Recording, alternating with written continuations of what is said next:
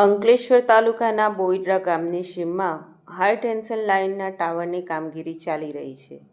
ટાવરમાં લગાવવામાં વપરાતો અલગ અલગ સામાન ખેતરમાં મૂક્યો હતો. જે સામાનમાં લોખંડની પ્લેટો અને નટ બોલ્ટની તસ્કરો ચોરી કરી ગયા હતા. જે અંગે પાવર લાઇન પ્રોજેક્ટના કર્મચારી સંજીતસિંહે અંકલેશ્વર એ ડિવિઝન પોલીસ મથકમાં ફરિયાદ નોંધાવી હતી. પોલીસે ₹3 લાખના નટ બોલ્ટ અને લોખંડની પ્લેટો સહિતના સામાનની ચોરી અંગે ગુનો નોંધી વધુ તપાસ શરૂ કરી હતી.